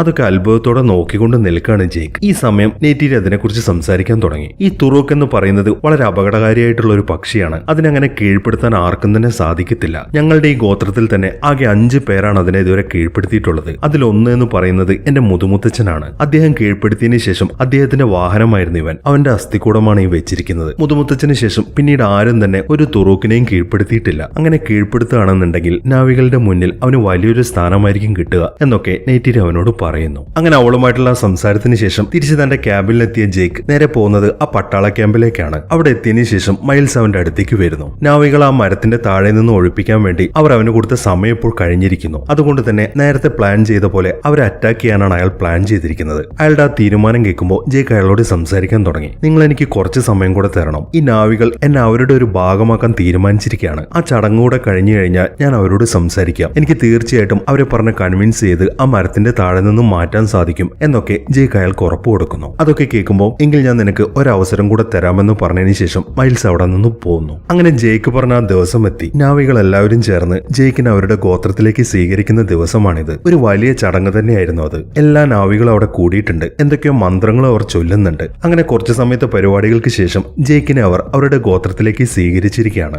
അങ്ങനെ ആ പരിപാടികളെല്ലാം കഴിഞ്ഞ ശേഷം നെയ്റ്റിരി ജേക്കിനെയും കൊണ്ട് പോകുന്നത് ഐവ എന്ന ആ മരത്തിന്റെ അടുത്തേക്കാണ്. വളരെ മനോഹരമായ ഒരു മരമായിരുന്നു അത്. അത്ഭുതത്തോടെ അതിനെ നോക്കിക്കൊണ്ട് നിൽക്കുകയാണ് ജേക്ക്. ഈ കുറച്ചു ദിവസങ്ങൾക്കുള്ളിൽ തന്നെ അവൻ അവളോടൊരു പ്രണയം തോന്നിയിട്ടുണ്ടായിരുന്നു. ഈ നിമിഷത്തിൽ അവർ ആരാധിക്കുന്ന ആ മരത്തിന്റെ അടുത്ത് വെച്ച് അവന്റെ പ്രണയം അവളോട് തുറന്നു പറയുന്നു. നെയ്റ്റിരിക്കും അത് നിരസിക്കാൻ സാധിക്കുന്നില്ല. അവൾക്കും അത്രത്തോളം ഇഷ്ടമായി കഴിഞ്ഞിരുന്നു. അങ്ങനെ ആ മരത്തെ സാക്ഷി നിർത്തി അവർ രണ്ടുപേരും ഒന്നു ചേർന്നു. അന്നത്തെ രാത്രി അവർ ആ മരത്തിന്റെ താഴെയാണ് കിടന്നുറങ്ങിയത്. പിറ്റേ ദിവസം രാവിലെ ആയപ്പോൾ എന്തോ ഒരു ശബ്ദം കേട്ടാണ് നെയ്റ്റിരി എഴുന്നേൽക്കുന്നത്. ആ കാഴ്ച അവളെ ശരിക്കും ഞെട്ടിച്ചു കളഞ്ഞു. ആകാശവാസികളുടെ കുറെ വാഹനങ്ങൾ അങ്ങോട്ട് വന്ന് ആ മരം മുഴുവൻ നശിപ്പിച്ചുകൊണ്ടിരിക്കുകയാണ്. നെയ്റ്റിരി ആണെങ്കിൽ വളരെ വെപ്രാളത്തിലാണ് ഇരിക്കുന്നത്. അവൾ ജേക്കിനെ എഴുന്നേൽപ്പിക്കാൻ ശ്രമിക്കുന്നുണ്ട്. പക്ഷെ അവൾ എത്ര വിളിച്ചിട്ടും അവൻ എഴുന്നേൽക്കുന്നില്ല. അതിന്റെ കാരണമെന്ന് പറയുന്നത് അവൻ ഇപ്പോൾ അവന്റെ അവതാറിന്റെ അകത്തില്ല. അവന്റെ ക്യാബിനിലേക്ക് പോയിട്ടുണ്ടായിരുന്നു. അതുകൊണ്ട് തന്നെ അവിടെ നടക്കുന്ന സംഭവങ്ങൾ ഒന്നും തന്നെ അവൻ അറിയുന്നില്ല. നെയ്റ്റിരി ആണെങ്കിൽ അവനെ ഉണർത്താൻ ശ്രമിച്ചുകൊണ്ടിരിക്കുകയാണ്. ഈ സമയമാകുമ്പോഴേക്കും ആ ബുൾഡോസറുകളെല്ലാം അവർക്ക് നേർക്കാണ് വന്നുകൊണ്ടിരിക്കുന്നത്. അത് കാണുന്ന നെയ്റ്റിരി വളരെ കഷ്ടപ്പെട്ട് അവന്റെ ശരീരം അവിടെ നിന്ന് എടുത്തു മാറ്റുന്നു. ഈ സമയം തന്നെ ജേക്ക് തന്റെ അവതാറിലേക്ക് പ്രവേശിക്കാൻ വേണ്ടി അവന്റെ ആ ചേംബറിന്റെ അകത്തേക്ക് കിടക്കുന്നു. അതോടൊപ്പം തന്നെ അവന്റെ അവതാറിലേക്ക് പ്രവേശിക്കുന്നു. അവൻ നോക്കുമ്പോൾ മനുഷ്യരെല്ലാവരും ചേർന്ന് അവിടെ മുഴുവൻ അറ്റാക്ക് ചെയ്യുന്നതാണ് കാണുന്നത്. അത് കാണുന്ന അവൻ നെയ്റ്റിരി അവിടെ നിർത്തിയതിനു ശേഷം നേരെ ആ ബുൾഡോസറുകളുടെ മുകളിലേക്ക് ചെല്ലുന്നു. അതിനുശേഷം അവിടുത്തെ ക്യാമറയ്ക്ക് തല്ലി പൊളിക്കാൻ തുടങ്ങി. അവന്റെ ആ പ്രവൃത്തിയൊക്കെ കാണുമ്പോൾ പട്ടാളക്കാർ അവനെ ചുമ്മാ വിടുന്നില്ല. അവന് നേരെ ഷൂട്ട് ചെയ്യാൻ തുടങ്ങി. അത് കാണുന്ന ജേക്ക് ആ ഷൂട്ടിങ്ങിൽ നിന്നെല്ലാം ഒഴിഞ്ഞു മാറിക്കൊണ്ടിരിക്കുകയാണ്. അങ്ങനെ വളരെ കഷ്ടപ്പെട്ട് ആ വെടിയുണ്ടകളിൽ നിന്നെല്ലാം ഒഴിഞ്ഞു മാറി അവൻ നേരെ നെയ്റ്റിരിയുടെ അടുത്തേക്ക് തന്നെ ഓടി ചെല്ലുന്നു. അതിനുശേഷം അവളെയും കൊണ്ട് നേരെ ഒരു മരത്തിന്റെ മറയിൽ പതുങ്ങിയിരിക്കുന്നു. അവിടുത്തെ ആ കാഴ്ചകൾ അവളെ ശരിക്കും വിഷമിപ്പിച്ചു കളഞ്ഞു. അവരുടെ ആ ഐവ മരത്തെയെല്ലാം അവർ ഇപ്പോൾ നശിപ്പിച്ചിരിക്കുകയാണ്. അത് കണ്ട് വളരെ സങ്കടത്തോടെ കരഞ്ഞുകൊണ്ടിരിക്കുകയാണ് നെയ്റ്റിരി. ജേക്കിനാണെങ്കിൽ വല്ലാണ്ട് ദേഷ്യവും വന്നിട്ടുണ്ട്. ഈ സമയമാകുമ്പോഴേക്കും വേറെയും ചില നാവികൾ അങ്ങോട്ട് വന്നു കഴിഞ്ഞിരുന്നു. അവിടുത്തെ ആ കാഴ്ചകൾ അവരെയും ശരിക്കും ദേഷ്യം പിടിപ്പിച്ചിരിക്കുകയാണ്. ഇതേ സമയം തന്നെ അവിടെ നടന്ന ആ അറ്റാക്കൊക്കെ നോക്കിക്കൊണ്ട് നിൽക്കുകയാണ് കേണലും കൂട്ടരും. അവരുടെ ആ ക്യാമറകളെല്ലാം നശിപ്പിച്ചത് ജെയ്ക്കാണ് എന്ന കാര്യം അവർക്ക് മനസ്സിലായി. അതുകൊണ്ട് തന്നെ വളരെ ദേഷ്യത്തിൽ നിൽക്കുകയാണ് കേണൽ. എനിക്ക് ഉടനെ തന്നെ അവനെ ഒന്ന് കാണണമെന്ന് പറഞ്ഞ് അയാൾ വേഗം അവിടെ നിന്ന് പോകുന്നു. ഇതേ സമയം തന്നെ നാവികളുടെ കൂട്ടത്തിൽ എല്ലാവരും ഇളകിയിരിക്കുകയാണ്. ട്യൂട്ടയുടെ നേതൃത്വത്തിൽ മനുഷ്യരോട് യുദ്ധം ചെയ്യാനാണ് അവർ തീരുമാനിച്ചിരിക്കുന്നത്. ഈ സമയത്താണ് നെയ്റ്റിരിയും ജെയ്ക്കും അങ്ങോട്ട് ചെല്ലുന്നത്. ഗ്രേസും അവരുടെ കൂടെയുണ്ട്. ജെയ്ക്ക് അവരെ കാര്യങ്ങളൊക്കെ പറഞ്ഞ് കൺവിൻസ് ചെയ്യാൻ തുടങ്ങി. പക്ഷെ ട്യൂട്ടയാകെ ദേഷ്യത്തിൽ നിൽക്കുകയാണ്. അതിന് മറ്റൊരു കാരണം കൂടെ ഉണ്ട്. ജെയ്ക്കും നെയ്റ്റിരിയും പ്രണയത്തിലാണ് എന്ന കാര്യം അവന് മനസ്സിലായിട്ടുണ്ട്. അതും മനസ്സിൽ വെച്ചിട്ടാണ് അവൻ ജെയ്ക്കിനോട് പെരുമാറുന്നത്. അവൻ ജെയ്ക്കിനെ അറ്റാക്ക് ചെയ്യാൻ തുടങ്ങി. പക്ഷെ ജെയ്ക്കും വിട്ടുകൊടുക്കുന്നില്ല. അവനും തിരിച്ച് അറ്റാക്ക് ചെയ്തുകൊണ്ടിരിക്കുകയാണ്. അങ്ങനെ ട്യൂട്ടയെ അടക്കി നിർത്തിയതിനു ശേഷം ജെയ്ക്ക് അവരോട് സംസാരിക്കാൻ തുടങ്ങി. ഈ മനുഷ്യരെന്ന് പറയുന്നത് ഒരുപാട് പവർഫുൾ ആണ്. തൽക്കാലം നമുക്ക് അവരോട് യുദ്ധം ചെയ്ത് ജയിക്കാൻ സാധിക്കത്തില്ല. അതുകൊണ്ട് നമ്മളൊന്ന് അടങ്ങിയേ തീരൂ. നിങ്ങൾ വിചാരിക്കുന്ന പോലെ ഞാൻ അവരുടെ ആളല്ല. ഞാനിപ്പോൾ നിങ്ങളുടെ ഗോത്രത്തിലുള്ളതാണ്. അതുകൊണ്ട് നിങ്ങളുടെ കൂടെ ഞാൻ നിൽക്കൂ എന്നൊക്കെ പറഞ്ഞ് അവൻ അവരെ കൺവിൻസ് ചെയ്യാൻ ശ്രമിച്ചുകൊണ്ടിരിക്കുകയാണ്. ഇതേ സമയം തന്നെ അവന്റെ ക്യാബിന്റെ അടുത്തേക്ക് വന്നിരിക്കുകയാണ് കേണലും കൂട്ടരും. അയാൾ വന്ന ഉടനെ തന്നെ നേരെ ആ ക്യാബിന്റെ അകത്തേക്ക് കയറുന്നു. അതിനുശേഷം ആ ചേംബറിന്റെ കണക്ഷനൊക്കെ വേർപ്പെടുത്താൻ തുടങ്ങി. അതോടൊപ്പം തന്നെ ജേക്കിന്റെയും ഗ്രേസിന്റെ അവതാർ അവിടെ ബോധം കെട്ട് വീഴുന്നുണ്ട്. അവനവിടെ ബോധം കെട്ട് വീണത് കാണുമ്പോൾ ട്യൂട്ടെ സംസാരിക്കാൻ തുടങ്ങി. ഞാൻ നേരത്തെ പറഞ്ഞതല്ലേ ഇവൻ നമ്മളുടെ കൂട്ടത്തിലുള്ളതല്ലാന്ന്, അതുകൊണ്ട് ഇവനെ കൊന്നേ തീരൂ എന്ന് പറഞ്ഞതിന് ശേഷം ട്യൂട്ടെ അവനെ കൊല്ലാൻ തുടങ്ങി. അത് കാണുന്ന നെയ്റ്റിരി പെട്ടെന്ന് അങ്ങോട്ട് ചാടി വീഴുന്നു. അതിനുശേഷം ട്യൂട്ടെ അവിടെ നിന്ന് ഇടിച്ച് തെറിപ്പിക്കുന്നു. ഈ സമയം തന്നെ കേണൽ ജെയ്ക്കിനെയും പിടിച്ച് നേരെ അവരുടെ മിലിറ്ററി ബേസിലേക്കാണ് കൊണ്ടുവന്നത്. അതിനുശേഷം അവരെല്ലാവരും ചേർന്ന് ജെയ്ക്കിനെ ചോദ്യം ചെയ്യാൻ തുടങ്ങി. അവൻ എന്തുകൊണ്ടാണ് അവരുടെ കൂടെ ചേർന്നത് എന്ന കാര്യങ്ങളൊക്കെയാണ് അയാൾ ചോദിക്കുന്നത്. ഈ സമയം ഗ്രേസ് സംസാരിക്കാൻ തുടങ്ങി. ഞങ്ങൾ അവരുടെ കൂടെ ചേർന്നത് അവരെ പറഞ്ഞ് ആ മരത്തിന്റെ ചോട്ടിൽ നിന്ന് ഒഴിപ്പിക്കാൻ വേണ്ടിയിട്ട് തന്നെയാണ്. പക്ഷെ നമ്മൾ വിചാരിക്കുന്ന പോലെ അല്ല കാര്യങ്ങൾ. അവരുടെ വിശ്വാസം വെച്ച് അവരുടെ ജീവിതം എന്ന് പറയുന്നത് ഈ ഗ്രഹത്തിൽ ഓരോന്നുമായിട്ട് ബന്ധപ്പെട്ട് കിടക്കുന്നതാണ്. അതുകൊണ്ട് നമ്മൾ ഇവിടെ എന്തെങ്കിലുമൊക്കെ നാശനഷ്ടം ഉണ്ടാക്കുകയാണെന്നുണ്ടെങ്കിൽ അത് ഈ ഗ്രഹത്തെ പൂർണ്ണമായിട്ടും ബാധിക്കും. അത് അപകടമാണ് എന്നൊക്കെ അവൾ പറയുന്നു. പക്ഷെ അവൾ അത്രയൊക്കെ പറഞ്ഞിട്ടും കേണൽ അയാളുടെ തീരുമാനത്തിൽ നിന്ന് പിന്മാറാൻ കൂട്ടാക്കുന്നില്ല. എത്രയും പെട്ടെന്ന് തന്നെ അവരെ അറ്റാക്ക് ചെയ്ത് അവരെ ഇല്ലാതാക്കാനാണ് അയാൾ തീരുമാനിച്ചിരിക്കുന്നത്. അയാളുടെ ആ തീരുമാനം മാറില്ല എന്ന് ഉറപ്പാകുമ്പോൾ ഗ്രേസ് വേഗം ചെന്ന് പാർക്കറിനോട് സംസാരിക്കാൻ തുടങ്ങി. നിങ്ങൾ ഞങ്ങൾക്ക് കുറച്ചുകൂടെ സമയം താ, ഞങ്ങൾ എങ്ങനെയെങ്കിലും അവരെ പറഞ്ഞ് അവിടെ നിന്ന് ഒഴിപ്പിക്കാം എന്നൊക്കെ അവൾ അയാളോട് പറയുന്നു. അതെല്ലാം കേൾക്കുമ്പോൾ അയാൾ അവർക്ക് ഒരു അവസരം കൂടെ കൊടുക്കുന്നു. അങ്ങനെ ഗ്രേസും ജെയ്ക്കും വീണ്ടും അവരുടെ അവതാറിലേക്ക് പ്രവേശിച്ച് നേരെ നാവികളുടെ അടുത്തേക്ക് ചെല്ലുന്നു. അതിനുശേഷം യഥാർത്ഥത്തിൽ അവർ എന്തിനാണ് അങ്ങോട്ട് വന്നത് എന്ന കാര്യങ്ങളൊക്കെ അവരോട് പറയുന്നു. അതുമാത്രമല്ല എത്രയും പെട്ടെന്ന് അവർ ആ മരത്തിന്റെ താഴെ നിന്ന് ഒഴിഞ്ഞു പോകണം, അല്ലാന്നുണ്ടെങ്കിൽ ആകാശവാസികളെല്ലാം അവരെ അറ്റാക്ക് ചെയ്യും എന്ന കാര്യം കൂടെ ജെയ്ക്ക് അവരോട് പറയുന്നുണ്ട്. അതെല്ലാം കേൾക്കുമ്പോൾ അവർക്ക് ശരിക്കും ദേഷ്യമാണ് വരുന്നത്. ഇത്തവണ നെയ്റ്റിരി അവനെ തള്ളി പറയുന്നു.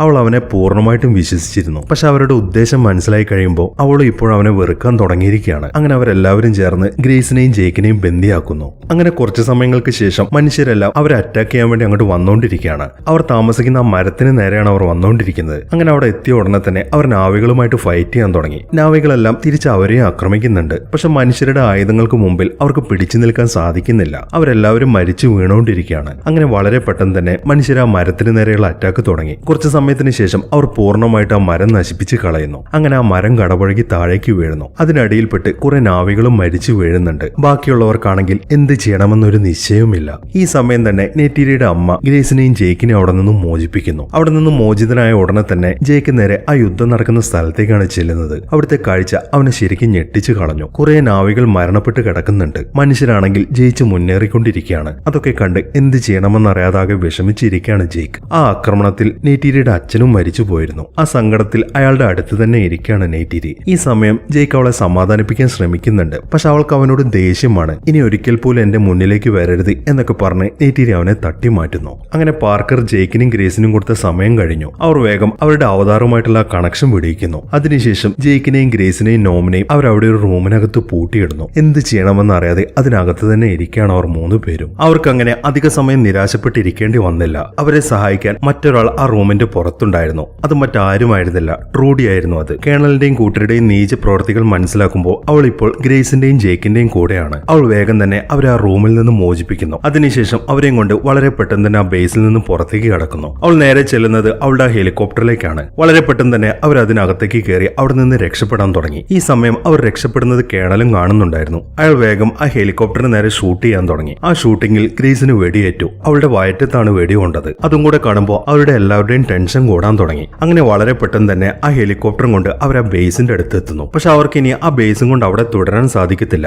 അതുകൊണ്ട് തന്നെ അവർ ആ ബേസ് ഹെലികോപ്റ്ററുമായിട്ട് കണക്ട് ചെയ്ത് അവിടെ നിന്ന് പറന്നു പോകാൻ തുടങ്ങി. കേണലിനും കൂട്ടർക്കും അറിയാത്ത മറ്റൊരു സ്ഥലം തേടിയിട്ടാണ് അവർ പോയിക്കൊണ്ടിരിക്കുന്നത്. അവരുടെ ലക്ഷ്യമെന്ന് പറയുന്നത് കാട്ടിലേക്ക് പോകുക എന്നുള്ളതാണ്. അങ്ങനെ കുറെ പോയതിനു ശേഷം അവർ കാട്ടിൽ ഒരിടത്തെത്തി. അതിനുശേഷം അവർ ആ ബേസ് അവിടെ സ്ഥാപിക്കുന്നു. അങ്ങനെ കാര്യങ്ങളെല്ലാം സെറ്റാക്കി അവരാദ്യം ഗ്രേസിനെ അവളുടെ ചേംബറിൽ കടത്തുന്നു. അതിനുശേഷം ജേക്ക് നേരെ അവന്റെ ചേംബറിന്റെ അടുത്തേക്കാണ് പോകുന്നത്. ഈ സമയം നോം അവനോട് സംസാരിക്കാൻ തുടങ്ങി. എന്താണ് നിന്റെ പ്ലാൻ? നീ ഇപ്പോഴത്തെ അവസ്ഥയിൽ നേരെ നാവികളുടെ അടുത്തേക്ക് ചെന്ന് കഴിഞ്ഞാൽ ടൂട്ടൻ നിന്നെ ഒരിക്കലും വെറുതെ വിടാൻ പോകുന്നില്ല. അതുകൊണ്ട് എല്ലാം സൂക്ഷിച്ചു വേണം നോം പറയുന്നു. അത് കേൾക്കുമ്പോൾ അത് എനിക്കും അറിയാം നോം, അതിനൊരു വഴി ഞാൻ കണ്ടിട്ടുണ്ട്, ആ കാര്യം എനിക്ക് വിട്ടേക്ക് എന്ന് പറഞ്ഞതിന് ശേഷം അവൻ വേഗം അവന്റെ ചേംബറിന്റെ അകത്തേക്ക് കടക്കുന്നു. അങ്ങനെ അവൻ വളരെ പെട്ടെന്ന് തന്നെ അവന്റെ അവതാറിലേക്ക് പ്രവേശിക്കുന്നു. അവൻ കണ്ണു തുറന്ന് നോക്കുമ്പോൾ അവിടെ മൊത്തം കത്തിക്കരിഞ്ഞ നിലയിലാണ് അവൻ കാണുന്നത്. അത് ശരിക്കും അവന് വല്ലാണ്ട് വിഷമിപ്പിച്ചു കളഞ്ഞു. വളരെ സങ്കടത്തോടെ അതും നോക്കിക്കൊണ്ട് നടക്കുകയാണ് അവൻ. ഈ സമയത്താണ് അവന്റെ സാരഥിയായ ഇക്രാൻ അങ്ങോട്ട് വരുന്നത്. അതിനെ കാണുമ്പോൾ ജേക്ക് വേഗം അതിന്റെ അടുത്തേക്ക് ചെല്ലുന്നു. അതിനുശേഷം അതിന്റെ പുറത്തേക്ക് ചാടി കയറുന്നു. അങ്ങനെ വളരെ പെട്ടെന്ന് തന്നെ ഇക്രാൻ അവനെയും കൊണ്ട് പറന്നു പോകാൻ തുടങ്ങി. ജേക്കിന് ഒരു കാര്യം അറിയാം. ഇനി നാവികൾ അവൻ പറഞ്ഞത് കേൾക്കണമെന്നുണ്ടെങ്കിൽ അവർ പ്രതീക്ഷിക്കാത്ത എന്തെങ്കിലും ഒരു കാര്യം അവൻ ചെയ്തേ പറ്റൂ. അതിനുവേണ്ടി അവൻ കണ്ടെത്തിയിരിക്കുന്നത് തുറൂക്കിനെയാണ്. തുറൂക്കിനെ കീഴ്പ്പെടുത്തി അവരുടെ മുന്നിലേക്ക് ചെന്നു കഴിഞ്ഞാൽ അവരവനെ വിശ്വസിക്കും എന്ന കാര്യം അവന് ഉറപ്പാണ്. അതിനുവേണ്ടി ഇക്രാൻ നേരെ ഒരു തുറൂക്കിന്റെ അടുത്തേക്കാണ് പറന്നു പോകുന്നത്. അങ്ങനെ തുറൂക്കിനെ കാണുമ്പോൾ ഇക്രാൻ അവനെയും കൊണ്ട് താഴ്ന്നു പറക്കാൻ തുടങ്ങി. തുറൂക്കിന്റെ മുകൾ ഭാഗത്തെത്തുമ്പോൾ ജേക്ക് വേഗം തുറൂക്കിന്റെ പുറത്തേക്ക് ചാടുന്നു. അതിനുശേഷം വളരെ പെട്ടെന്ന് തന്നെ അതിനെ കീഴ്പ്പെടുത്തുന്നു. ഇതേ സമയം തന്നെ നാവികൾ എല്ലാവരും ഐവ എന്ന മരത്തിന്റെ ചുറ്റും കൂടിയിരിക്കുകയാണ്. അവരുടെ ഗോത്രത്തലവൻ മരിച്ചു പോയത് കൊണ്ട് തന്നെ ട്യൂട്ടയാണ് ഇപ്പോൾ അവരുടെ ഗോത്രത്തലവനായിട്ട് നിൽക്കുന്നത്. ഈ സമയത്താണ് അവർ ഞെട്ടിക്കുന്ന ഒരു കാഴ്ച കാണുന്നത്. ഒരു തുറൂക്ക് അങ്ങോട്ട് പറന്നു വരുന്നു. പക്ഷെ അവർക്ക് വിശ്വസിക്കാൻ പറ്റാത്ത മറ്റൊരു കാര്യം കൂടെ ഉണ്ടായിരുന്നു. ആ തുറൂക്കിനെയും കൊണ്ട് അങ്ങോട്ട് വന്നിരിക്കുന്നത് ജേക്കാണ്. അവൻ അവിടെ എത്തിയ ഉടനെ തന്നെ അതിന്റെ പുറത്തുനിന്ന് ഇറങ്ങി അവരുടെ അടുത്തേക്ക് നടക്കാൻ തുടങ്ങി. ജേക്ക് തുറൂക്കിനെ കീഴ്പ്പെടുത്തിയത് കൊണ്ട് തന്നെ വളരെ അത്ഭുതത്തോടെയാണ് അവരെല്ലാവരും ജേക്കിനെ നോക്കി കാണുന്നത്. അവൻ അവരുടെ അടുത്തേക്ക് വരുമ്പോൾ ഒരു വീരപുരുഷനെ പോലെ അവരെല്ലാവരും അവനെ വണങ്ങാൻ തുടങ്ങി. അങ്ങനെ അവർക്കിടയിലേക്ക് നടന്നു ചെന്ന് ജേക്ക് അവരോട് സംസാരിക്കാൻ തുടങ്ങി. നിങ്ങൾ എന്നെ വിശ്വസിച്ചേ പറ്റൂ, ഞാൻ നിങ്ങളുടെ കൂടെയാണ്, നിങ്ങൾ എല്ലാവരും എന്റെ കൂടെ നിൽക്കണം, നമുക്ക് എല്ലാവർക്കും ചേർന്ന് ആ ആകാശവാസികളെ കീഴ്പ്പെടുത്തിയേ പറ്റൂ എന്നൊക്കെ അവൻ അവരോട് പറയുന്നു. അതൊക്കെ കേൾക്കുന്നവർ വളരെ സന്തോഷത്തോടെ ആർപ്പ് വിളിക്കാൻ തുടങ്ങി. അവരെല്ലാവരും ഇപ്പോൾ അവനെ വിശ്വസിച്ചിരിക്കുകയാണ്.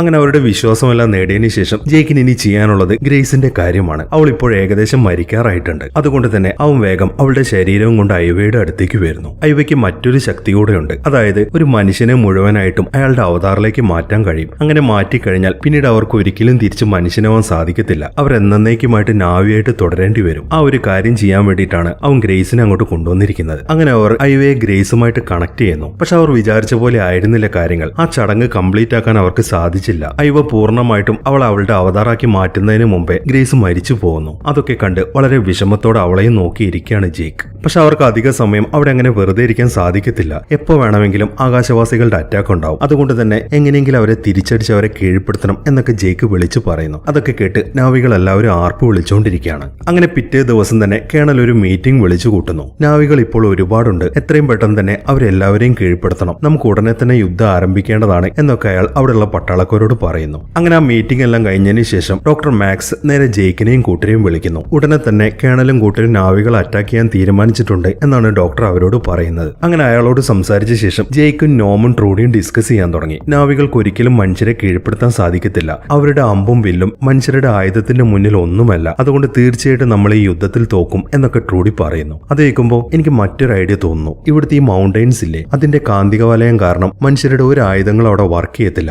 അതുകൊണ്ട് അവരെ അങ്ങോട്ട് കൊണ്ടുവരാണെന്നുണ്ടെങ്കിൽ നമുക്ക് ചിലപ്പോൾ അവരെ ജയിക്കാൻ സാധിക്കും എന്നൊക്കെ ജേക്ക് പറയുന്നു. അങ്ങനെ ആ ചർച്ചയെല്ലാം കഴിഞ്ഞ് സമയം രാത്രിയായപ്പോൾ ജേക്ക് നേരെ ഐവയുടെ അടുത്തേക്കാണ് ചെല്ലുന്നത്. അവൻ അവന്റെ ന്യൂറോൺ ഐവയുമായിട്ട് കണക്ട് ചെയ്ത് സംസാരിക്കാൻ തുടങ്ങി. നീ തന്നെയല്ല എന്നെ തെരഞ്ഞെടുത്തത്, അതിന് നിനക്ക് എന്തെങ്കിലും ഒരു ഉദ്ദേശം കാണുമല്ലോ. ഈ മനുഷ്യരെ തോൽപ്പിക്കാൻ വേണ്ടി നിനക്ക് എന്റെ കൂടെ നിന്നൂടെ എന്നൊക്കെ അവൻ ഐവയോട് ചോദിക്കുന്നു. ഈ സമയത്താണ് നെയ്റ്റീരി അങ്ങോട്ട് വരുന്നത്. അവൻ ഐവയോട് സംസാരിക്കുന്നതൊക്കെ കേട്ട് അവൾ അവനെ സമാധാനിപ്പിച്ചുകൊണ്ടിരിക്കുകയാണ്. അങ്ങനെ യുദ്ധം ആരംഭിച്ചു. മനുഷ്യരെല്ലാവരും തന്നെ അവരുടെ കയ്യിലുള്ള എല്ലാ ആയുധങ്ങളും കൊണ്ടാണ് അങ്ങോട്ട് വന്നിരിക്കുന്നത്. അവരെല്ലാവരും ചേർന്ന് നാവികൾ അറ്റാക്ക് ചെയ്തുകൊണ്ടിരിക്കുകയാണ്. നാവികളാണെങ്കിൽ അവരെ കൊണ്ടാവുന്ന രീതിയിൽ തിരിച്ച് അറ്റാക്ക് ചെയ്യാൻ ശ്രമിക്കുന്നുണ്ട്. അവർ കുതിരപ്പുറത്തും മറ്റുമായി അവരുടെ അമ്പും വില്ലും മനുഷ്യർക്ക് നേരെ തൊടുത്തു വിട്ടുകൊണ്ടിരിക്കുകയാണ്. പക്ഷെ അവർ എത്രയൊക്കെ ശ്രമിച്ചിട്ടും കൂടുതൽ നാശനഷ്ടങ്ങൾ ഉണ്ടാവുന്നത് നാവികളുടെ കൂട്ടത്തിൽ തന്നെയാണ്. അവരിൽ പലരും മരിച്ചു വീണുകൊണ്ടിരിക്കുകയാണ്. ഈ സമയത്താണ് അവർ പ്രതീക്ഷിക്കാത്ത മറ്റൊരു കാര്യം സംഭവിക്കുന്നത്. മറ്റൊരു ഗ്രൂപ്പ് കൂടെ നാവികളെ സഹായിക്കാനെത്തി. അത് മറ്റാരുമായിരുന്നില്ല, ആ ഗ്രഹത്തിലെ ജീവജാലങ്ങളായിരുന്നു അത്. അവറ്റകൾ എല്ലാവരും അങ്ങോട്ട് ഓടി വന്ന് മനുഷ്യനെതിരെ അറ്റാക്ക് ചെയ്തുകൊണ്ടിരിക്കുകയാണ്. അവരുടെ അറ്റാക്കിൽപ്പെട്ട് പല മനുഷ്യരും മരിച്ചു വീഴുന്നുണ്ട്. വളരെ അത്ഭുതത്തോടെ അതെല്ലാം നോക്കിക്കൊണ്ട് നിൽക്കുകയാണ് ജേക്ക്. അവൻ ഐവയോട് പ്രാർത്ഥിച്ചത് അയ്യോ അവന് സാധിച്ചു കൊടുത്തിരിക്കുന്നു. ഈ ഗ്രഹത്തിലെ മുഴുവൻ ജീവജാലങ്ങളെയും ഐവ തന്നെയാണ് അവരുടെ കൂടെ അണിനിരത്തിയിരിക്കുന്നത്. അങ്ങനെ ആ യുദ്ധം തുടർന്നുകൊണ്ടിരിക്കുന്നതിനിടയിൽ ഒരു വലിയ വിമാനത്തിൽ കേണൽ ഐവയുടെ മുകളിലേക്ക് വരുന്നു. അയാളുടെ ഉദ്ദേശം ഐവയെ നശിപ്പിക്കുക എന്നുള്ളതായിരുന്നു. അത് മനസ്സിലാക്കിയ ജേക്ക് നേരെ ആ വിമാനത്തിന്റെ മുകളിലേക്ക് പറന്നു ചെല്ലുന്നു. അതിനുശേഷം വളരെ പെട്ടെന്ന് തന്നെ അതിന്റെ മുകളിലേക്ക് എടുത്തു ചാടി അവന്റെ കയ്യിലുള്ള ഒരു ഗ്രനേഡ് അതിലേക്ക് എറിയുന്നു. അതിൽപ്പെട്ട്